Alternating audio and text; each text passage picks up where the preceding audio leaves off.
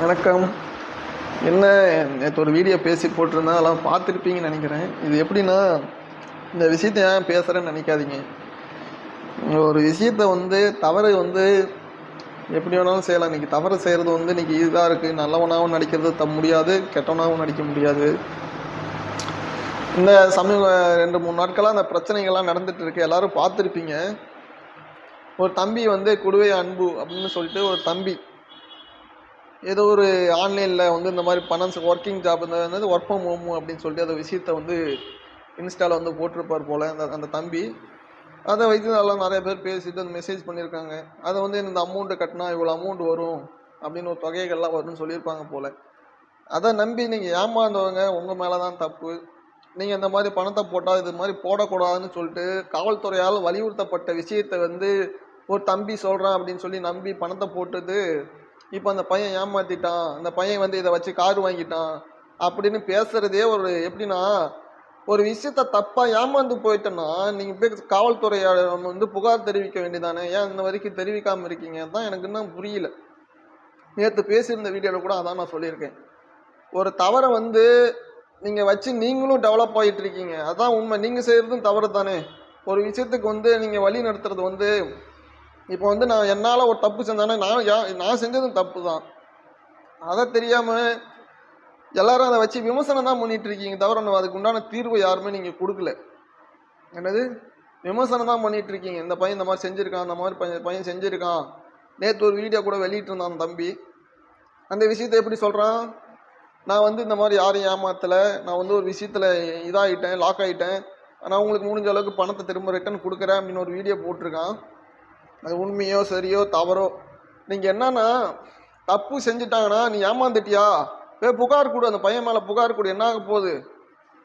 புகார் தெரிவிக்கிறதுல ஒன்றும் தப்பு இல்லை. விசாரணை பண்ணி இது உண்மையோ பொய்யோன்னு சொல்லிட்டு அவங்க தான் குற்றவாளி யாருன்னு அவங்க தான் நிரூபிக்க முடியும். சமூக வலைத்தளத்தில் பரப்ப தான் முடியும். 4 பேர்த்துக்கு மக்களுக்கு போய் பார்க்க தான் முடியும். அதனால உண்மையான தீர்வுகள் உண்மையாலுமே செல்லுபடியாகாது. பார்க்குற மக்களும் நீங்களும் யாரும் ஏமாற வேண்டாம். இந்த மாதிரி ஏமாந்து இந்த மாதிரி தொகைகளை யாரும் செலுத்தாதீங்க. அதுதான் காவல்துறையால் வலியுறுத்தப்படுற விஷயங்களை ஏன் இந்த மாதிரி செய்கிறீங்கன்னு தெரில.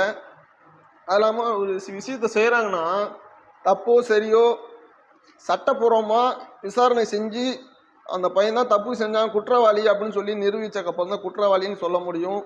நீ இருக்கிற விஷயத்த தவறாக சித்தரித்து யாரும் அந்த மாதிரி பேசாதீங்க. இன்றைக்கி இருக்கிற சூழ்நிலையில் ஒரு விஷயத்த தப்பாக சொல்லி சித்தரித்து பேசினா ஒன்றே தான் அந்த விஷயமே டெவலப் ஆகும். ஏன் இப்போ என்ன சொல்கிறது, நல்ல விஷயத்த கூட இந்த மாதிரி செஞ்சுட்டாங்க அப்படின்னு சொல்லிட்டு ஒருத்தங்க ஒரு பார்வையாளர் கடந்த நபர்கள் பேசினா என்ன நடக்கும்னு நீங்களே சொல்லுங்கள். ஒரு 5 லட்சம் ஃபாலோவர்ஸ் வச்சுருக்காங்க, 5 லட்சம் பார்வையாளர் வச்சுருக்காங்கல்ல. நீங்கள் ஒரு விஷயத்த பேசினா அவங்க என்ன பண்ணுவாங்க, பரவாயில்ல பேசி இதை போட்டிருக்காங்கன்னு சொல்லிட்டு மைண்டில் ஏறும்.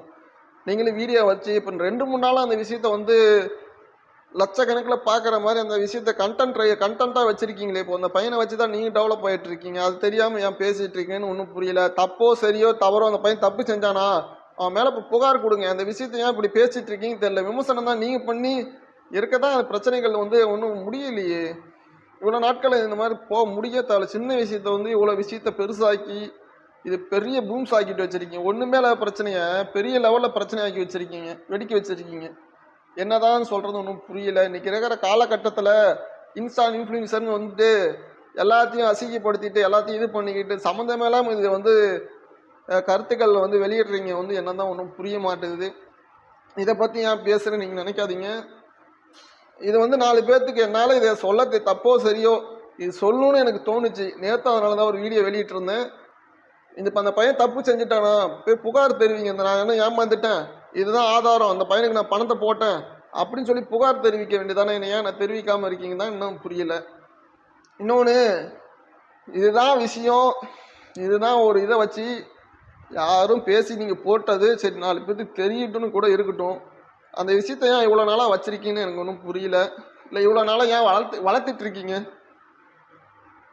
சிம்பிளாக அன்னைக்கா பிரச்சனையா அன்னைக்கு பேசி போட்டீங்கன்னா நான் பிரச்சனையை முடிச்சிருக்கலாமே. நேற்று அந்த பையன் எப்படி நம்ம என் மேலே தப்பு இல்லை அப்படின்னு நேற்று எப்படி ஒரு வீடியோ போட முடியும்? சரியோ தவறோங்க, எல்லா விஷயத்துக்கும் தீர்வு இருக்குது. நீங்கள் இந்த மாதிரி பண்ணுறது எப்படின்னா ஒரு விஷயத்தை வச்சு நீங்களும் டெவலப் ஆகிட்டு இருக்கீங்க, அதான் உண்மை. அதுக்கு கூட என்ன சொல்கிறீங்க, தப்பாக இது பண்ணிட்டு பேசிகிட்டு இருக்கீங்க. இது எப்படி சொல்கிறேன்னு எனக்குன்னு தெரில. முடிஞ்ச அளவுக்கு இந்த விஷயத்த நீங்கள் அப்படி ஏமாந்துருந்தீங்கன்னா நீங்கள் போய் புகார் தெரிவிக்க வேண்டியதானே. இந்நேரம் புகார் தெரிவிச்சிருந்தா நடவடிக்கை எடுத்திருப்பாங்களே. இது ஒன்றும் பெரிய அந்த அளவுக்கு டாப் லெவலில் எந்த பிரச்சனையும் இல்லை, அது சின்ன பிரச்சனை தான் அது. அதனால் காவல்துறையிடம் புகார் தெரிவித்திருந்தால், இல்லை கிரைம் போலீஸ்கிட்ட புகார் தெரிவித்திருந்தால், கிரைமில் பிடிச்சிருந்தா நம்ம பேசியிருக்கலாம், நம்ம முடிஞ்சிருக்கலாம்னா பிரச்சனையே முடிஞ்சிருக்கும். சமூக ஊடகத்தில் பேசி வெளியிட்டு இந்த அளவுக்கு பெரிய பிரச்சனை ஆக்குற அளவுக்கு இது ஒன்றும் விஷயமே இல்லை. நீங்கள் நார்மலாக முடிச்சுட்டு போகிற விஷயத்த இவ்வளோ லெவலில் ஆக்கியிருக்கீங்க. ஒரு பெரிய லெவலில் இருக்கிற பிரச்சனை சிம்பிளாக முடிஞ்சு போயிடும். அதான் உண்மை. இன்றைக்கி இருக்கிற காலகட்டத்தில் சமூக வலைத்தளத்தில் அப்படி தானே பண்ணிகிட்ருக்கீங்க. இன்ஸ்டாவில் 4 பேர்த்த பிரபலமாக்கிட்டு நீங்கள் பேசுகிற பேச்செல்லாம் மக்கள் காதில் கேட்டுக்கிட்டு பண்ணாத வேலைலாம் பண்ணிகிட்டு இருக்கீங்க. நீங்கள் செய்கிறதெல்லாம் சரியா தவறா என்று மக்களுக்கு புரியும். இந்த மாதிரி யாரும் சொல்கிறது, யாரும் நம்பி அதை பணத்தை செலுத்தாதீங்க. இது உங்களுக்கு தான் நல்லது. நன்றி, வணக்கம்.